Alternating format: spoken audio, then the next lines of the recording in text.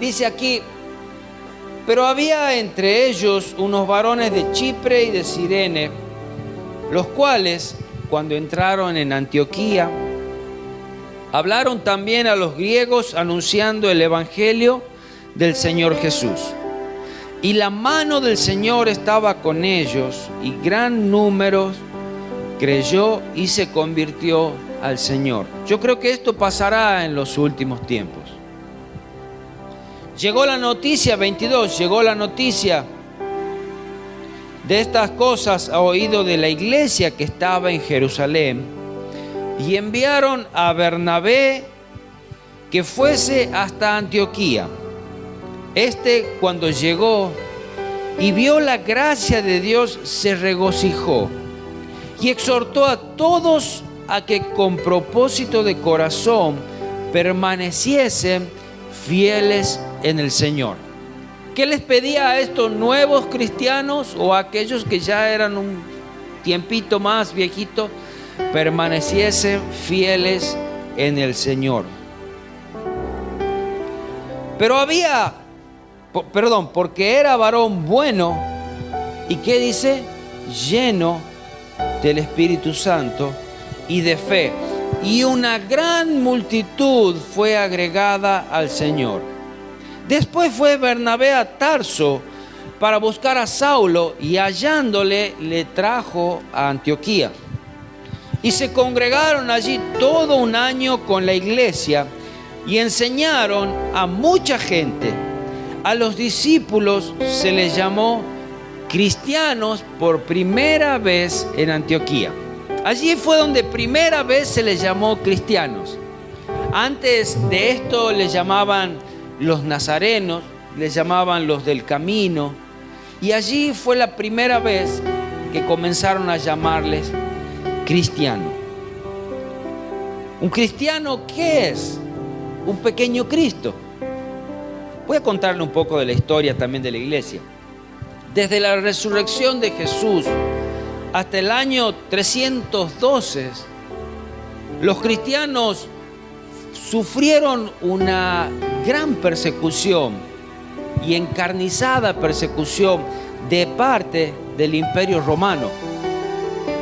Al cabo de este tiempo estaba de emperador ya Constantino, y él iba a las batallas también, y allí tomó como escudo, como símbolo, la cruz.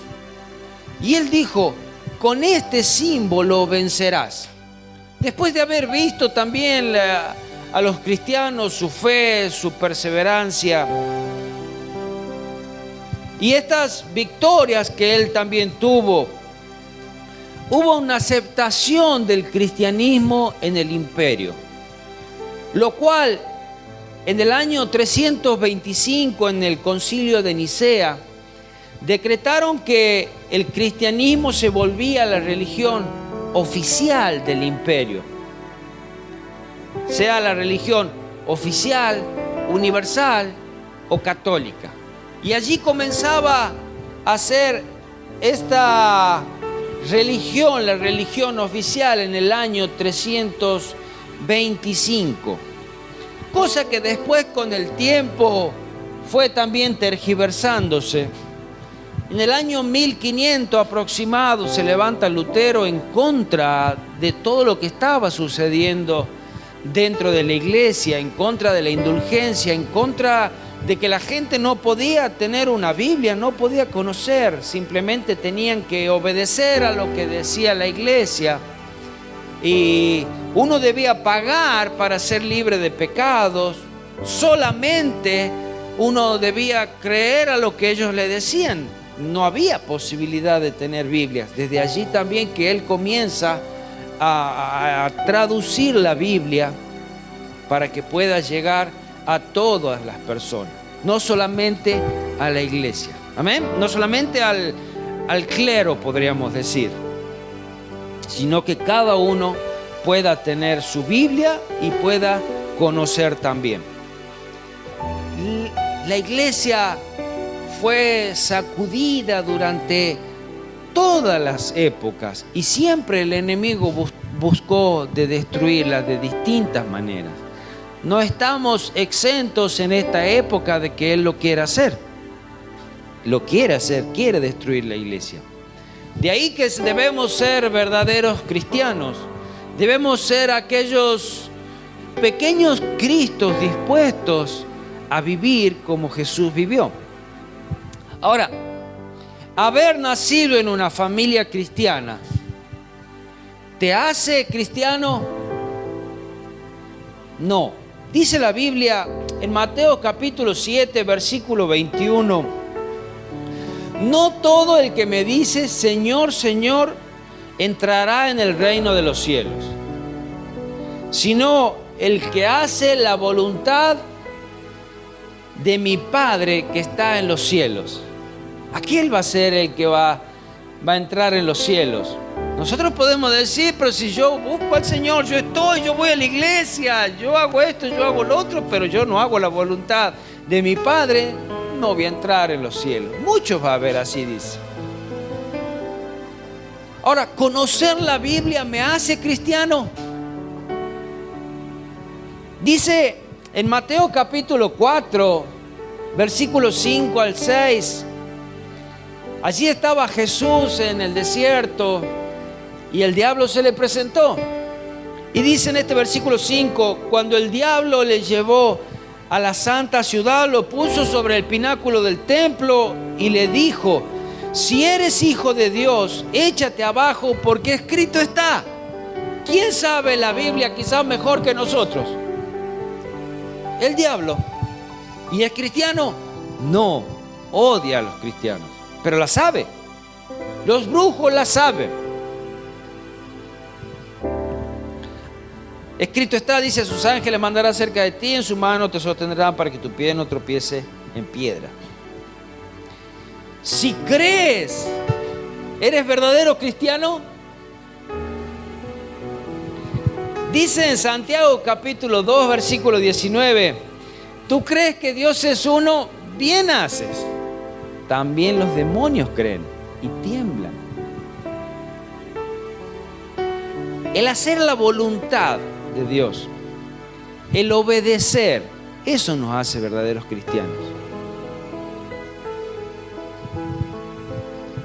Un verdadero cristiano es aquel que ha recibido a Cristo como su Salvador, como el Salvador de su vida. Si quiere tomar apunte, en San Juan 1:12 lo encontramos. Un verdadero cristiano y seguidor de Jesús tiene plena seguridad de su salvación. San Juan 5:24. Un verdadero cristiano es aquel que ha nacido de nuevo. En San Juan 3, del 3 al 7 lo encontramos. Un verdadero cristiano es el que hace la voluntad de Dios, la que hace la voluntad de Cristo. Lucas 6:46. Un verdadero cristiano es evangélico. ¿Qué significa que es evangélico? Que es guiado según los santos evangelios, que es guiado según la Biblia. Eso es un verdadero cristiano. Ahora, lo que me llama la atención, ¿por qué tenemos que hablar de verdadero cristiano? ¿Por qué no decimos, por ejemplo, la verdadera luna? Sabemos que la luna es una, que un día está redonda, cuarto creciente, cuarto menguante, cuanto forma le quiera dar, pero la luna es una y es verdadera, el sol es uno, es verdadero, la tierra es una y es verdadera. No escuchamos la verdadera tierra, no es una. Ellos han sido creados y cumplen la función por la cual han sido creados. La luna para señorear en la noche, el sol de día, la tierra que es el lugar donde nosotros apoyamos nuestros pies.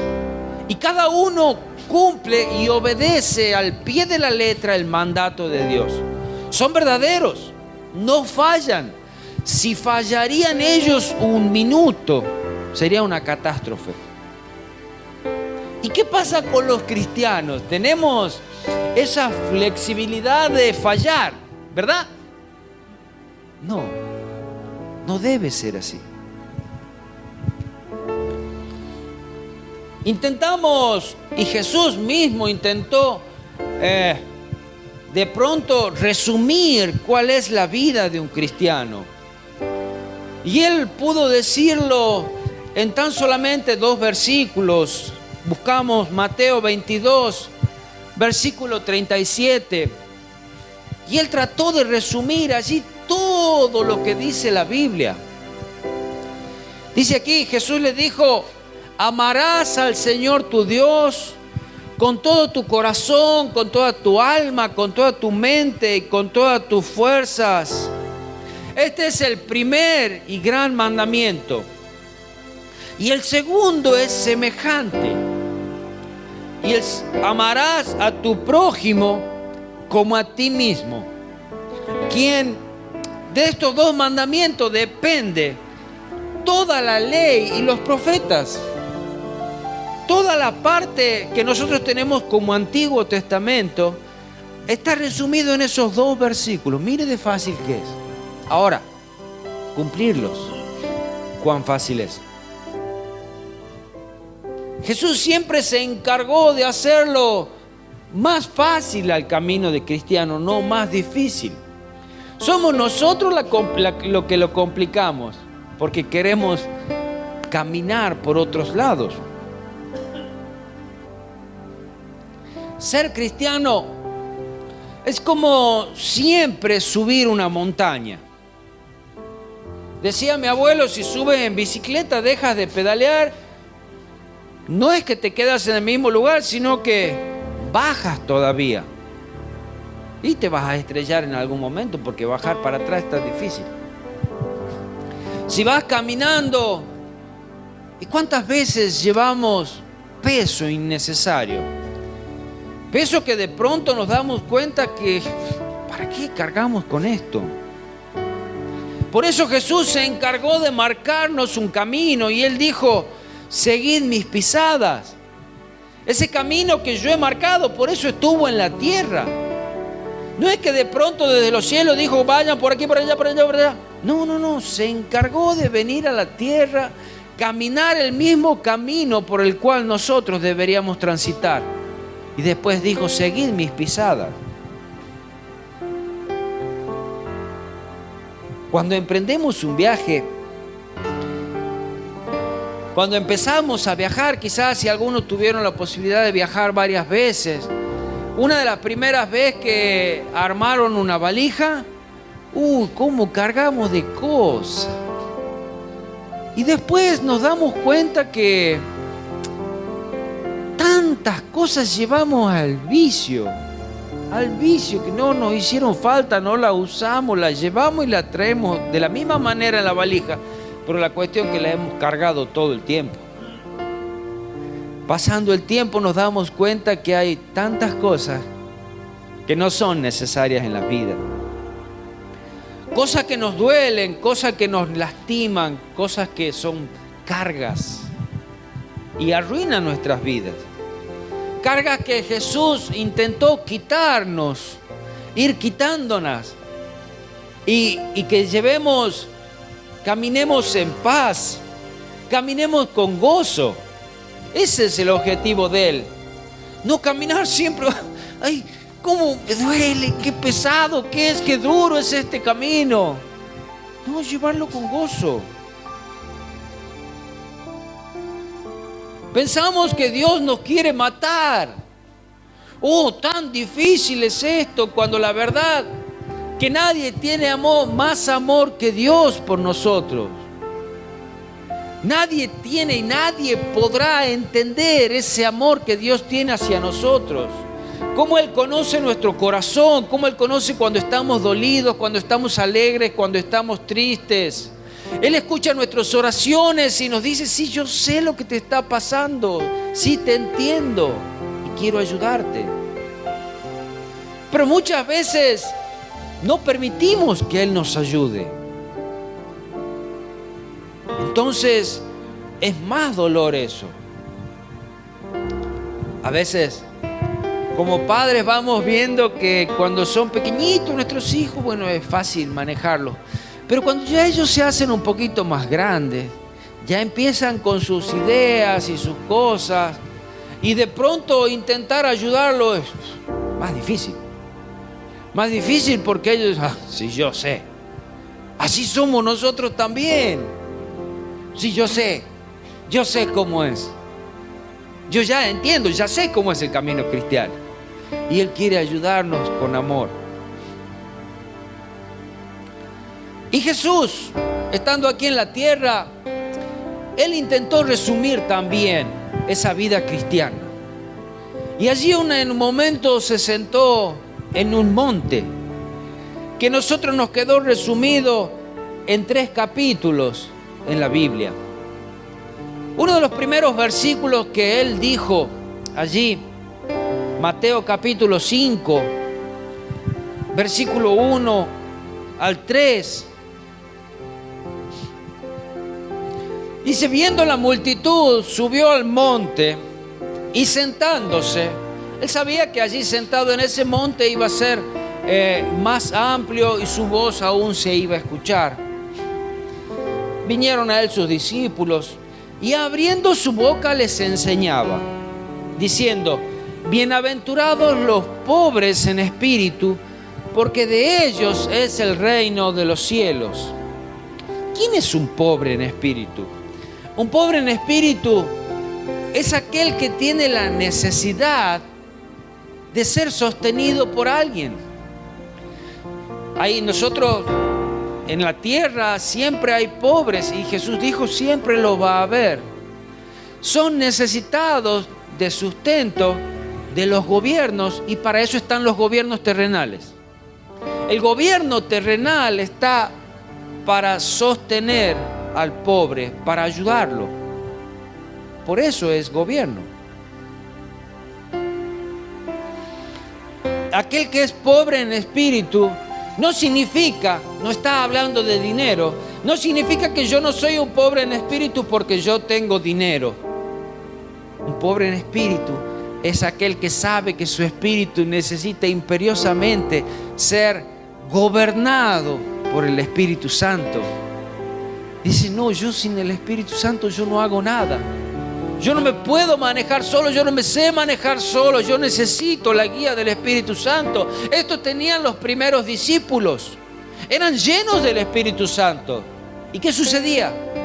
Eran añadidos a la iglesia todos aquellos que iban a ser salvos.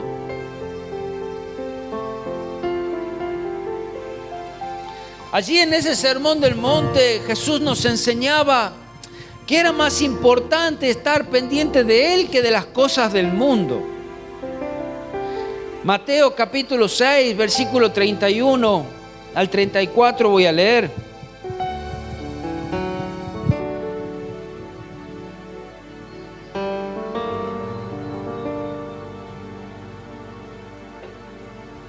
Dice: no os afanéis, pues, diciendo: ¿qué comeremos? ¿O qué beberemos? ¿O qué vestiremos? Porque los gentiles buscan tales cosas, pero vuestro Padre Celestial sabe que tenéis necesidad de todas estas cosas. Él ya las conoce. Pero no nos dice: no trabajes, quédate en la casa tranquilo y ahí te va a llegar un bolsón de comida. A Adán, una de las primeras cosas que le dijo después de haber caído en pecado, y desde ahí vivimos así nosotros, y vamos a seguir viviendo así, le dijo: con el sudor de tu frente ganarás y vas a comer. Todo te va a costar. Aún a la mujer le va a costar tener un hijo. Y eso es así y va a seguir siendo así. Pero ahora, que tú vivas tranquilo sabiendo que Dios va a ser tu proveedor. Tú te levantas feliz en la mañana, vas a trabajar, vas a estudiar y vuelves, ganas tu sueldo, compras tu comida, sabiendo que Dios aún sabe de todas las cosas que tienes necesidad. Y también te va a proveer. te va a proveer de salud, te va a proveer de inteligencia. No te va a faltar. Amén.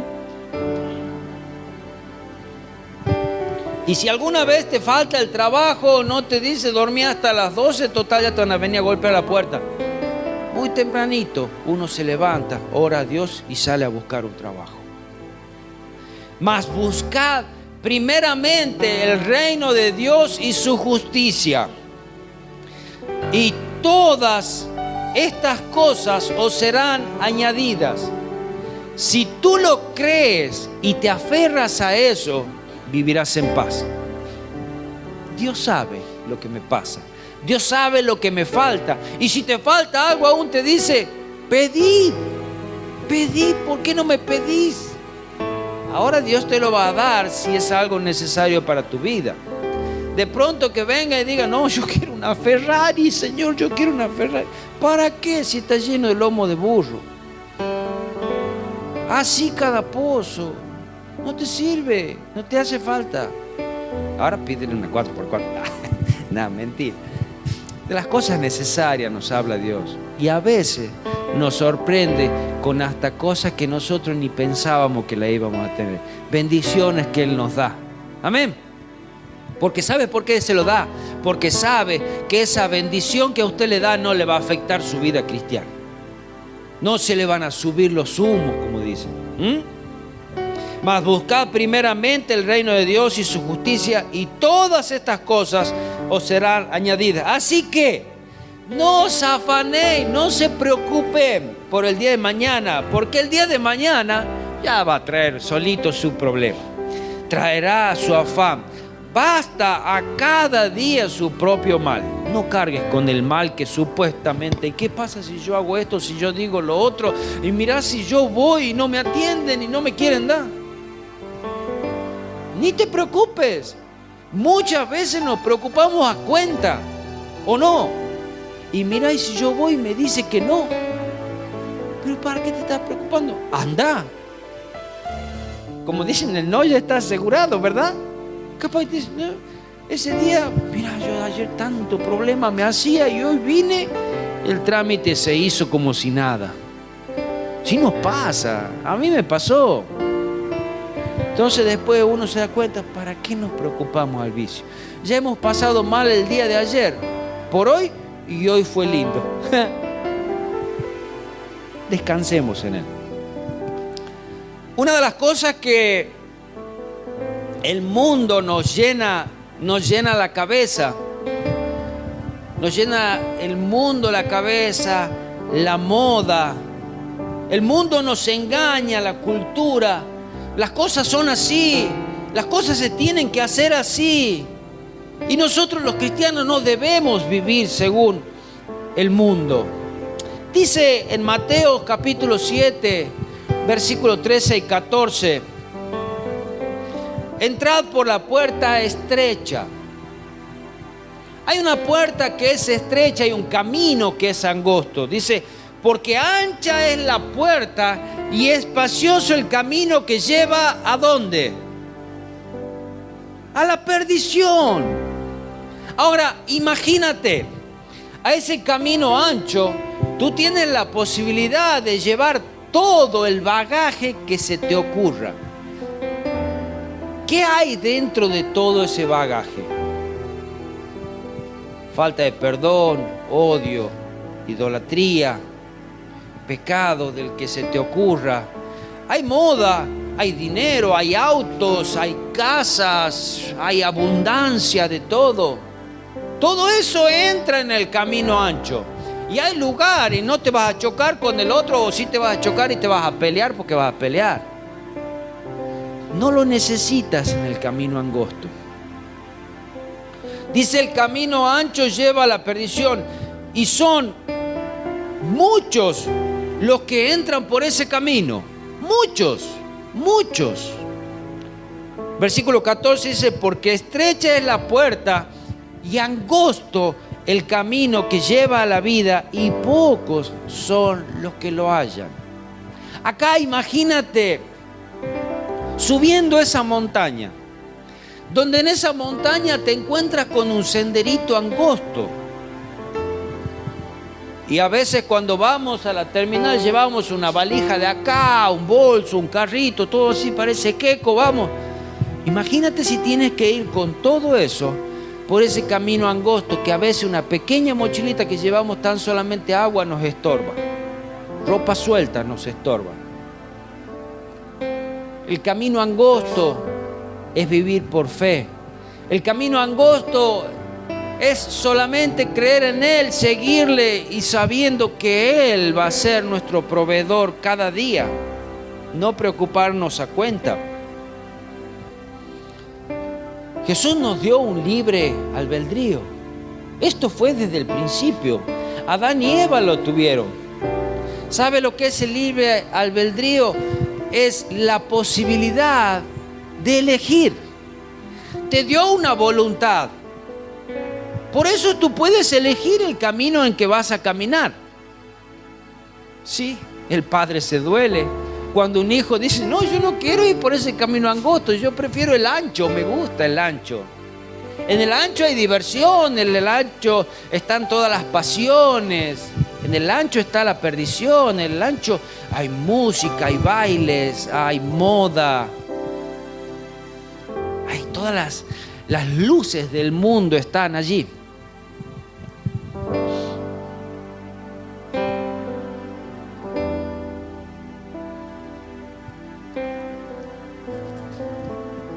Hablando del camino ancho, cuando estuvo en aquel monte dio un sermón. Cuando estaba predicando no estaba haciendo otra cosa que enseñarnos todos los caminos quizás de vuelta a ese camino angosto.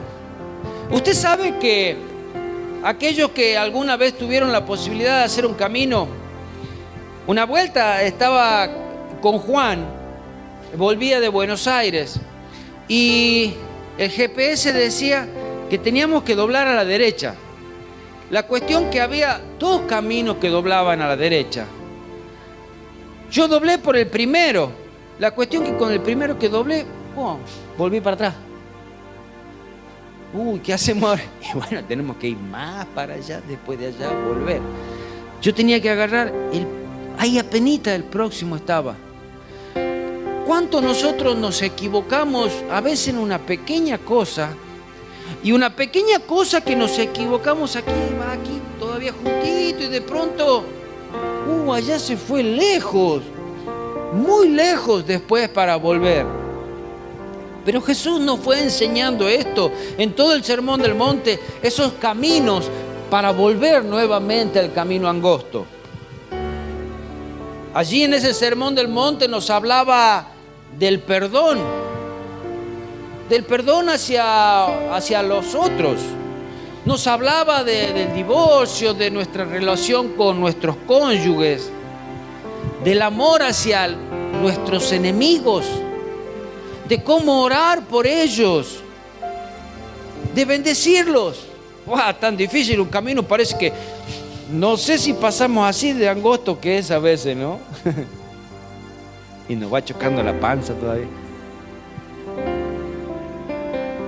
Nos hablaba de nuestra forma de hablar, de relacionarnos, de nuestra fidelidad en nuestras palabras, de que nuestro sí sea sí, de que nuestro no sea no, de cumplir.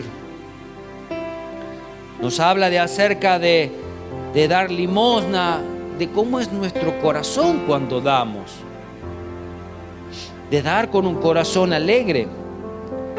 En este Sermón del Monte nos enseña a orar.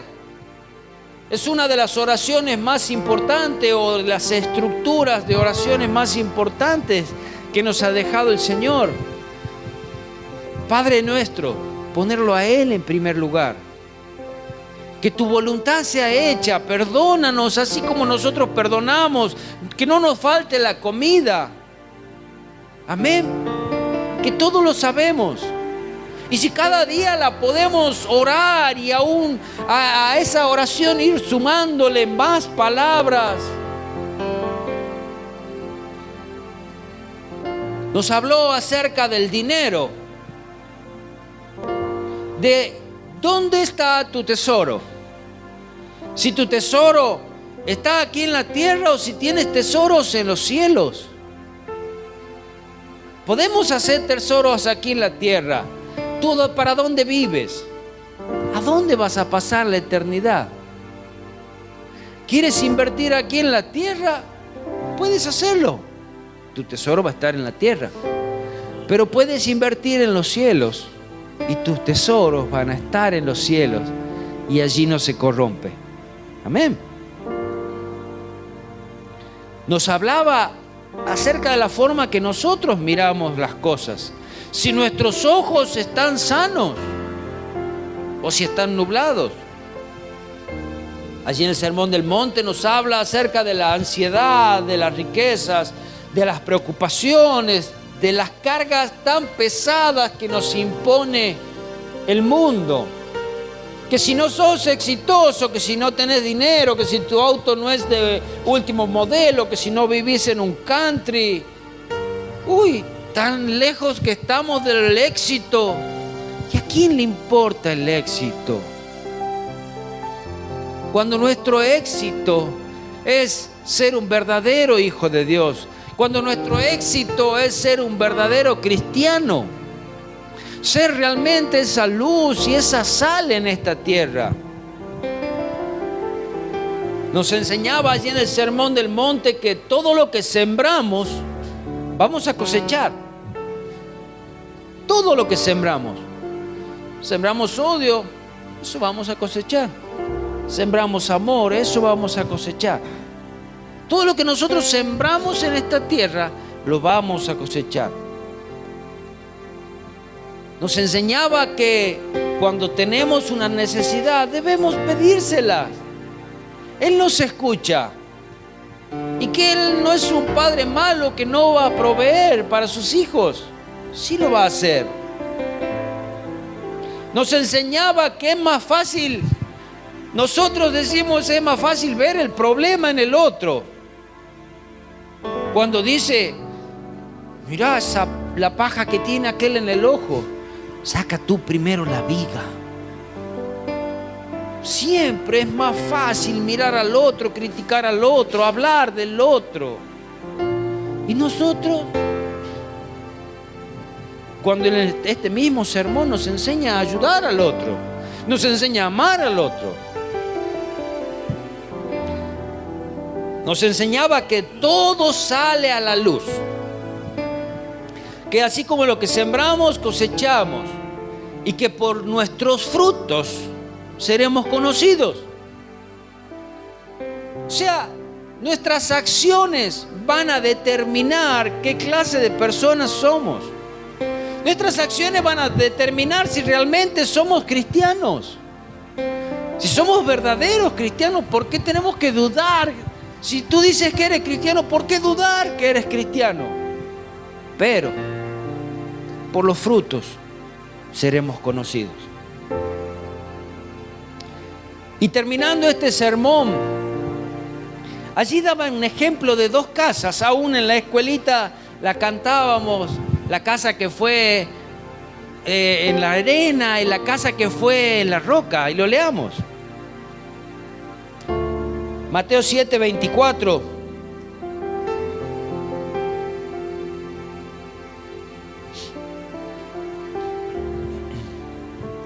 Dice, cualquiera pues que me oye estas palabras y las hace, le compararé a un hombre prudente que edificó su casa sobre la roca.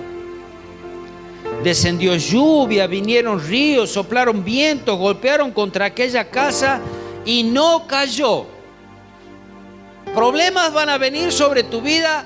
Sí, sí van a venir.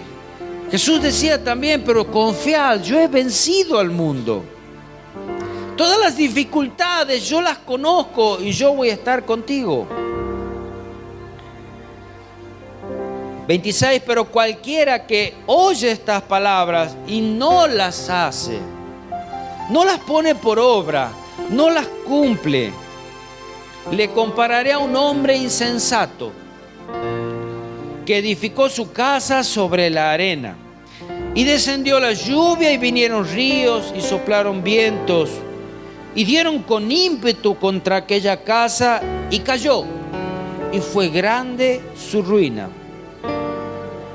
Y cuando terminó Jesús estas palabras, la gente se admiraba de su doctrina. Porque siempre estamos acostumbrados a leyes y Jesús hablaba con ejemplos, con parábolas, con cosas simples le enseñaba. Porque le enseñaba como quien tiene autoridad y no como los escribas. ¿Qué tenían los escribas? Tenían muchas leyes. Ni siquiera ellos las podían cumplir. Todo leyes. Les leo una historia. Un cristiano de la península de Corea visitó a uno de los misioneros que allí estaban y le dijo que había aprendido el Sermón del Monte y deseaba repetirlo delante de él. Enseguida el cristiano repitió palabra por palabra sin que le faltara una sola. Los 3 capítulos que componen el mencionado sermón. Cuando terminó, el misionero dijo a ese cristiano que era necesario poner por obra las enseñanzas del sermón. A lo que aquel creyente le replicó: así lo aprendí. Procuraba yo aprenderlo todo de una vez y las palabras se me iban. Entonces aprendí de memoria un versículo y salí en busca de alguno de mis vecinos y en él practiqué las enseñanzas de ese versículo y me quedaron bien las palabras. Entonces procuré aprender de esa manera todo el sermón y lo aprendí. Mire cómo había aprendido este hombre, este cristiano, el Sermón del Monte. Lo aprendió de memoria. ¿Cómo? Practicándolo. 3 capítulos de tu Biblia. Si tan solamente los aprendes, si tan solamente los pones en práctica, serás un verdadero cristiano. Habla de nuestro amor hacia Dios. Habla de nuestro amor hacia nuestro prójimo y de nosotros. Otro de los versículos que está allí en el Sermón del Monte, y ya es el último, se encuentra en Mateo capítulo 5, versículo 14 al 16, voy a leer. Dice: vosotros sois la luz del mundo. Jesús dijo: yo soy la luz del mundo, ¿verdad? Pero acá dijo: vosotros sois la luz del mundo. Cuando Jesús se iba, Él sabía que quedábamos nosotros. Y nosotros, llenos del Espíritu Santo, seremos esa luz y esa sal en esta tierra. Seremos aquellos verdaderos cristianos, aquellos verdaderos que marcan una diferencia.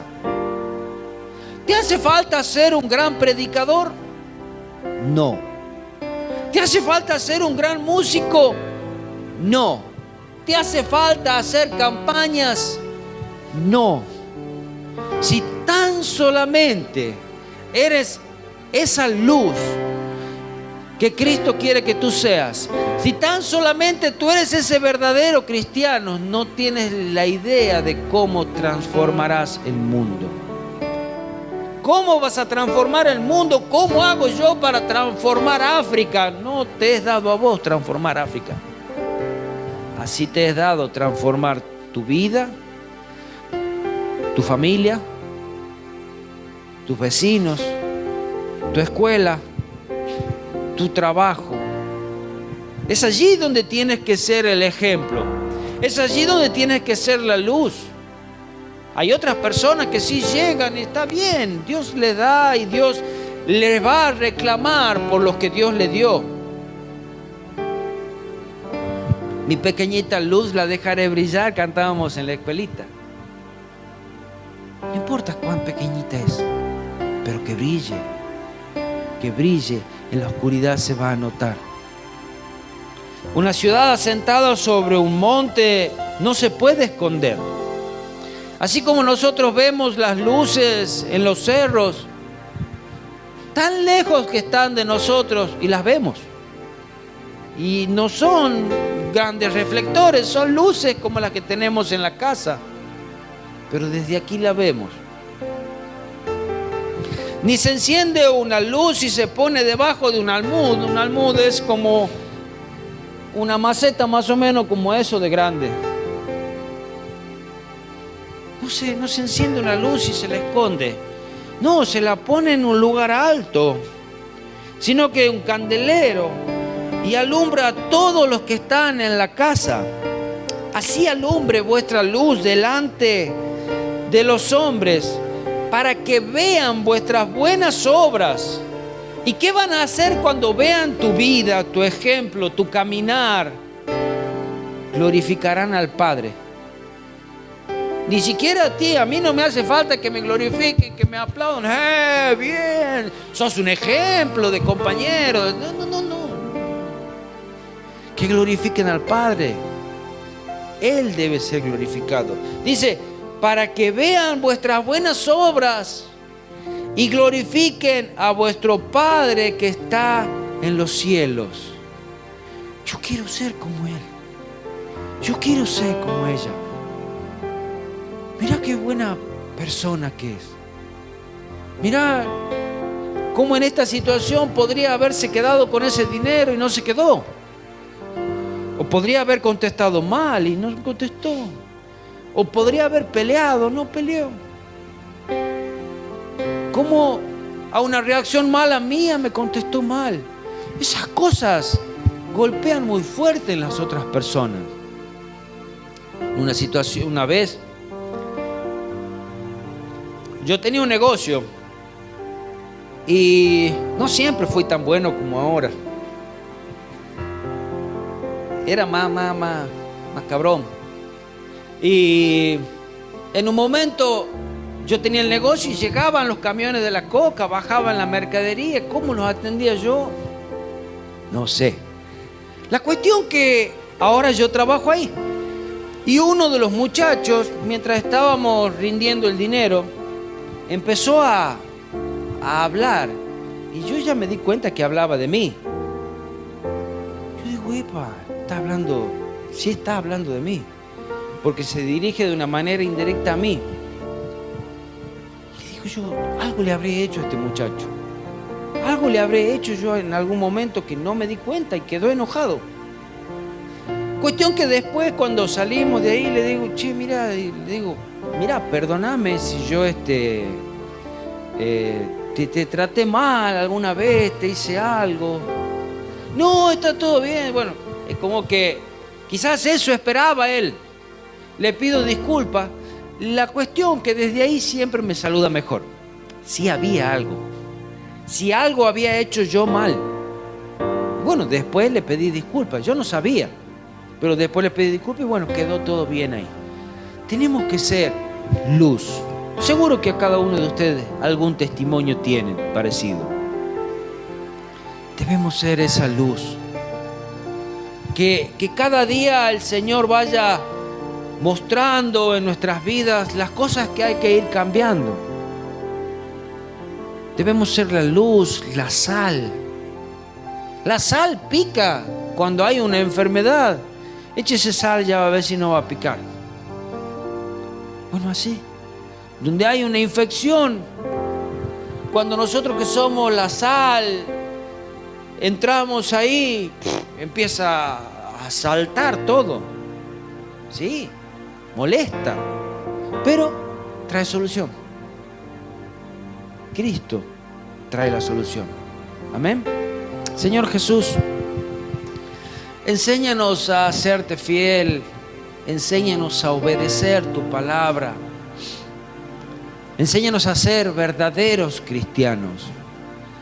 No queremos ser cualquier cosa, no queremos caminar en este mundo demostrando lo que nosotros somos, sino que sea reflejado en nosotros tu persona.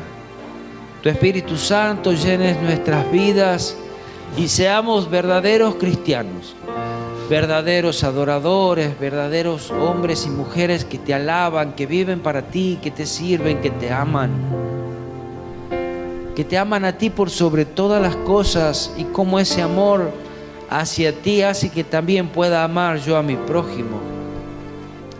Señor Jesús, ruego por mi vida, ruego por mis hermanos. Señor, enséñanos cada día. Que nuestros oídos espirituales sean abiertos para escuchar la voz del Espíritu Santo cuando nos hace recordar tu palabra, cuando nos enseña cuál es el camino angosto al cual debemos volver o por donde debemos caminar. Señor Jesús, gracias por tu palabra. Gracias por este sermón del monte. Gracias por toda la Biblia que hoy podemos tener. Señor, que la amemos y la obedezcamos por sobre todas las cosas. Gracias, Señor Jesús, por cada familia representada. Ruego que tú los bendigas. Ruego, Señor Jesús, que tu Espíritu Santo llene cada hogar y que seamos esa luz y esa sal en cada lugar donde estemos, Señor Jesús. En el hermoso nombre de Jesús. Amén y amén.